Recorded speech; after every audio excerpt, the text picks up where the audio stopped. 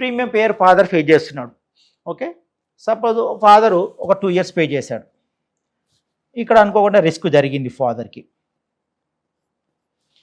Risk జరిగినప్పుడు ఏమవుతుంది, మామూలుగా ఏ కంపెనీలో అయినా ఏదైనా సమ్మష్యూర్డ్ ఇన్సూరెన్స్ కవరేజ్ ఏదైతే ఉందో పే చేస్తుంది, పాలసీ క్లోజ్ చేస్తుంది.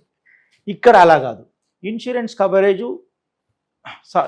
కవరేజ్ ఇస్తున్నాము అంటే ఒక 2 years పే చేశాడు, 2 years తర్వాత రిస్క్ జరిగింది. అప్పుడు ఏమవుతుందంటే రిమైనింగ్ 8 years పేమెంట్స్ ఉంటాయి.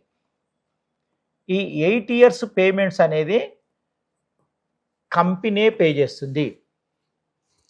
అంటే 2 years పే చేస్తే రిస్క్ జరిగిన తర్వాత మిగతా 8 years కంపెనీ పే చేస్తుంది. మళ్ళీ సేమ్ యథావిధిగా పాలసీ కంటిన్యూలో ఉంటుంది.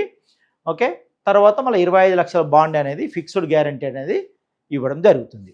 దీంట్లో ఉన్న అడ్వాంటేజ్ ఏంటంటే ఇప్పుడు తాత కడుతున్నాడు, ఎగ్జాంపుల్ తాత ఏజ్ ఒక 55 years.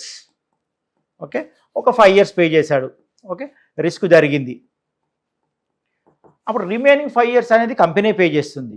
అంటే తాత కూడా మనవడికి కట్టేటువంటి ప్రోడక్టు, ఈ ప్రపోజర్ కాన్సెప్ట్ అనేది తాత కడుతున్నారు పిల్లల కోసం. అంటే తాత గిఫ్ట్ లాగా ఇస్తున్నటువంటి ప్రోడక్ట్. తాతకి ఏదైనా రిస్క్ జరిగినా కూడా చైల్డ్ పేరు మీద మళ్ళీ పాలసీ కంటిన్యూలో ఉంటుంది. చైల్డ్కి యథావిధిగా 20 yearsకి మెచ్యూరిటీ బాండ్ అనేది ఇవ్వడం జరుగుతుంది.